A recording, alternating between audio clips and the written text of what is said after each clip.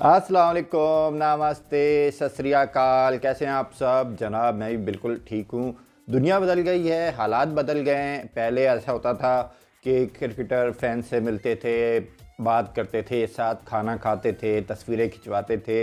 ये कोई जुर्म नहीं था, ये एक अच्छी बात होती थी। जो क्रिकेटर ऐसा नहीं करते थे उन्हें मगरूर समझा जाता था, उनके बारे में लोग बुरी राय बनाते थे। लेकिन कोविड ने सब कुछ बदल दिया है। अब ये जुर्म बन गया है और इस जुर्म की सज़ा मिली है 5 भारतीय क्रिकेटर्स को, जिनके खिलाफ इंक्वायरी शुरू हो रही है कि उन्होंने बायोसिक्योर बबल का की खिलाफ वर्जी की। हुआ कुछ ऐसे कि जनाब 5 इंडियन क्रिकेटर चले गए खाना खाने, और वैसे भी क्वारंटाइन, बायोसिक्योर बबल क्रिकेटर्स के लिए काफ़ी मुश्किल वक्त है। तो ऋषभ पंत, रोहित शर्मा, नवदीप सैनी, शुभम गिल, पार्थिव शाह चले गए जनाब बाहर खाना खाने। ऑस्ट्रेलिया में इसकी इजाज़त है कि आप खाना खाने जा सकते हैं, लेकिन ओपन एरिया में खाना खाना है, हॉल में नहीं खाना, डाइनिंग में नहीं खाना। और ये खिलाड़ी खा रहे थे डाइनिंग में खाना। फिर एक और मसला हुआ कि वहाँ पे मिल गए एक सरदार जी, और सरदार जी ने कहा कि जनाब वो खाने के पैसे देंगे। उन्होंने अपना एक ट्वीट किया, अपना एक चेक बताया कि जनाब उन्होंने इतने पैसे खर्च किए हैं इन 5 खिलाड़ियों की मेज़बानी की, और उन्हें खाना नहीं खाना था, लेकिन पाँचों भारतीय खिलाड़ियों को देख के उनका दिल चाहा कि वो ज़्यादा देर वहाँ रुकें। और इन खिलाड़ियों को जब खिलाड़ियों को पता चला तो उन्होंने बताया कि खिलाड़ी कह रहे थे कि पैसे ले लें, पैसे ले लें, और उन्होंने उनकी वाइफ से भी कहा। और फिर ये सारी कहानी बन गई जनाब एक हॉरर फिल्म।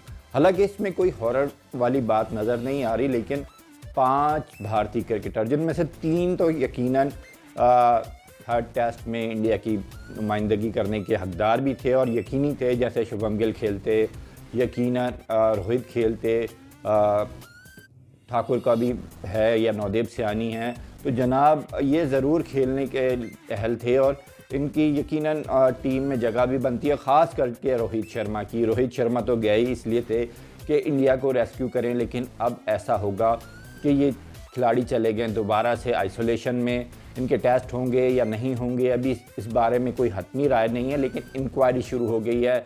और क्रिकेट ऑस्ट्रेलिया ने बड़ा वबाल मचा दिया है। ऑस्ट्रेलियन मीडिया बहुत ज़्यादा हाइप क्रिएट किया हुआ है। वैसे भी मेलबर्न टेस्ट में शिकस्त के बाद ऑस्ट्रेलिया के मीडिया को कुछ ना कुछ तो चाहिए था, लिहाजा ऑस्ट्रेलिया अपने दोबारा एटीट्यूड पे आ गया है। और ऑस्ट्रेलिया का मीडिया बहुत ज़्यादा इसको हाइप दे रहा है कि जनाब कोई बहुत बड़ा तूफ़ान क्रिएट हो गया है, कोई बहुत बड़ा मसला क्रिएट हो गया। और यकीनन इन 5 खिलाड़ियों को अब अगर वापस टीम में नहीं ज्वाइन किया जाता, सिडनी में जाना है, और सिडनी में जाने से पहले इनके यकीनन टेस्ट लिए जाएंगे। और टेस्ट के बाद अगर ये क्लियर होते हैं, अब ये देखना पड़ेगा कितने टेस्ट लेते हैं, क्योंकि दिन बहुत कम रह गए हैं, 3 या 4 दिन। 7 तारीख को मैच है और यकीनन इतने कम दिनों में ये सब कुछ होना मुमकिन नज़र नहीं आ रहा। अब देखते हैं कि बीसीसीआई क्या करता है। बीसीसीआई तमाम बातों के बारे में गौर कर रहा है, लेकिन बीसीसीआई में भी एक बुरी खबर ये थी कि गंगोली साहब को थोड़ा सा माइनर हार्ट अटैक हुआ है।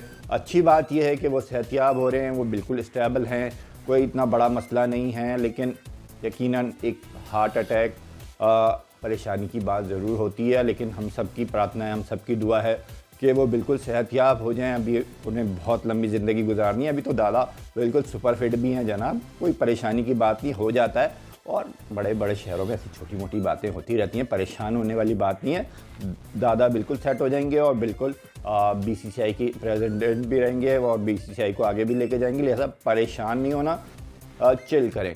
और अच्छी बात यह है कि स्टंट पड़ गया उनको और वो बिल्कुल सेट हैं। तो सबसे अच्छी खबर यह है कि वो बिल्कुल सेट हैं और हमें इसकी बिल्कुल खुशी है। अब पाकिस्तान क्रिकेट के लिए भी बुरी खबर आ गई है, और जनाब बाबर आजम, जो कल तक तो प्रैक्टिस कर रहे थे, प्रैक्टिस पूरा सेशन उन्होंने किया, और आखिरी सेशन में उन्हें थोड़ा सा झटका फील हुआ अंगूठे में, और इसकी वजह से सिलेक्टर्स ने और टीम मैनेजमेंट ने फैसला किया कि जनाब रिस्क नहीं लिया जा सकता, और रिस्क लेने की ज़रूरत भी नहीं है, क्योंकि उसके बाद साउथ अफ्रीका के ख़िलाफ़ सीरीज़ है, और साउथ अफ्रीका के ख़िलाफ़ होम सीरीज़ में यकीनन बाबर का होना बहुत ज़्यादा ज़रूरी है। लिहाजा इस वक्त रिस्क लेने की ज़रूरत नहीं है, और रिस्क लेने की ज़रूरत नहीं है तो बाबर को जनाब सेकंड टेस्ट से रूल आउट कर दिया गया, और बाबर आजम दूसरा टेस्ट नहीं खेलेंगे। तो पाकिस्तान के फैंस के लिए और ख़ास करके बाबर आजम के फ़ैन के लिए कि वो न्यूजीलैंड गए, ना T20 खेला, ना टेस्ट खेला, और वापस आ रहे हैं, तो यकीनन जो लोग उनको खेलता हुआ देखना चाहते हैं, जो लोग बाबर आजम की बैटिंग इंजॉय करते हैं, और ख़ास करके न्यूजीलैंड के फ़ैन भी चाह रहे होंगे, क्योंकि न्यूजीलैंड और ऑस्ट्रेलिया दो ऐसे मुल्क हैं जहाँ पे अभी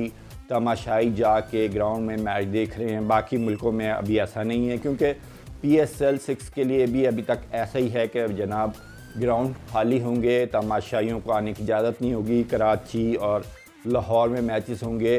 IPL के बारे में भी अभी ऐसे ही इत्तलात हैं, वो अभी काफ़ी वक्त है, लेकिन अभी जो इनिशियल समरी बनी है उसमें ऐसा लग रहा है कि अभी तमाशाइयों के बग़ैर और कुछ वेन्यूज़ पे कराने के बारे में गौर हो रहा है। BCCI भी कर रहा है, PCB अपनी PSL के बारे में भी ऐसा ही सोच रहा है। लिहाजा पाकिस्तान में भी कोविड अभी मुकम्मल तौर पे ख़त्म नहीं हुआ, एक्टिव है। इंडिया में भी काफ़ी मसाइल हैं, लेकिन उम्मीद है कि वक्त से पहले ये तमाम मुसीबतें ख़त्म हो जाएंगी। IPL इंडिया में बेहतरीन अंदाज में होगा और PSL पाकिस्तान में बेहतरीन अंदाज से होगा। तो इतनी ज़्यादा उम्मीद तो है, अच्छी तो उम्मीद रखनी भी चाहिए।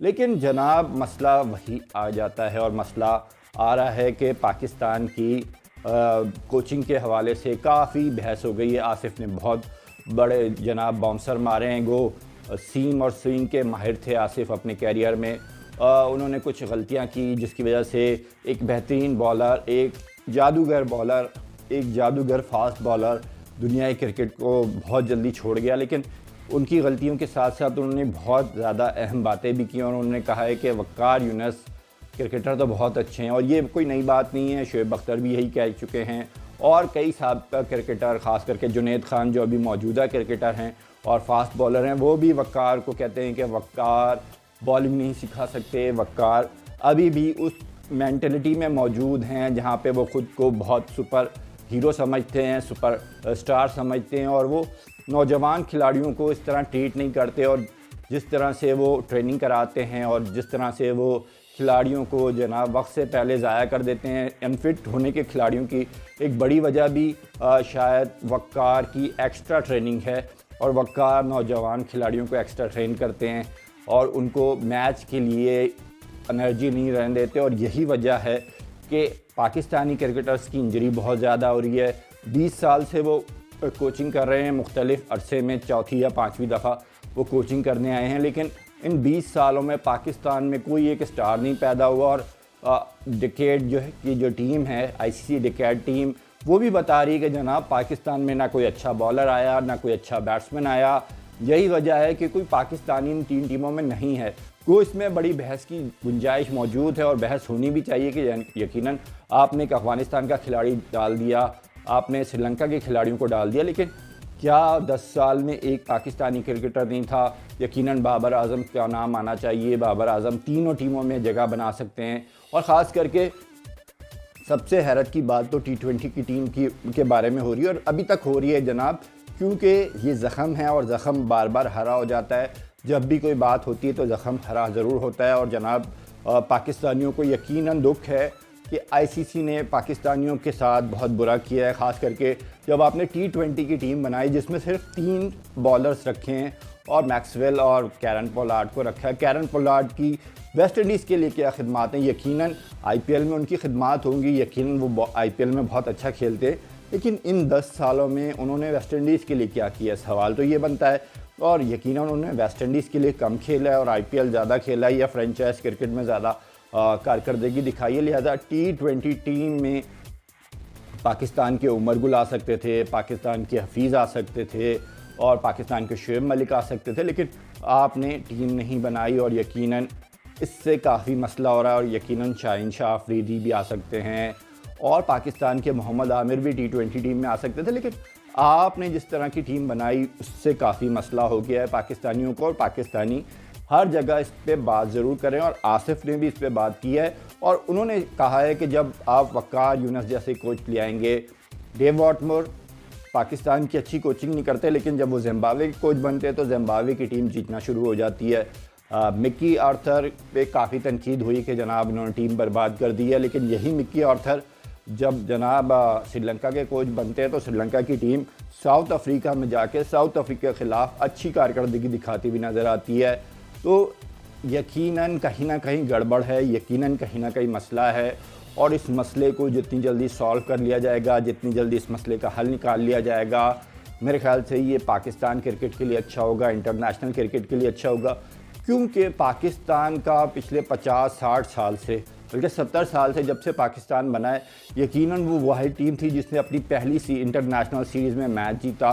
फिर इंग्लैंड के ख़िलाफ़ हो या ऑस्ट्रेलिया के ख़िलाफ़ हो या न्यूजीलैंड के ख़िलाफ़ हो, दुनिया की किसी भी टीम के ख़िलाफ़ पाकिस्तान ने पहली सीरीज़ खेली और यकीनन मैच जीता। तो ये पाकिस्तानी की टीम है और पाकिस्तान की टीम हमेशा से दुनिया के बेहतरीन खिलाड़ियों पर मुश्तमिल थी।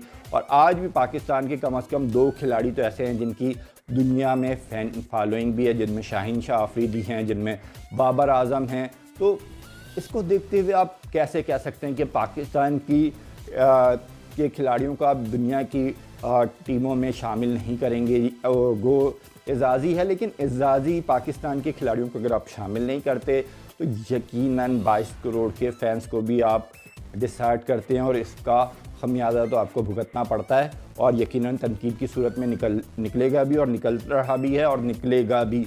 और मुस्तकबिल में भी आपको सोच समझ के करना पड़ेगा। पाकिस्तानी खिलाड़ियों को सपोर्ट भी पाकिस्तानियों को करना पड़ेगा, वोटिंग करनी पड़ेगी। जब भी आईसीसी इस तरह की वोटिंग का अनाउंस करे तो आपको एक काम करना है, आपको वोटिंग में हिस्सा लेना है। मुझे इजाज़त दीजिए। अस्सलाम वालेकुम, नमस्ते, सत श्री अकाल।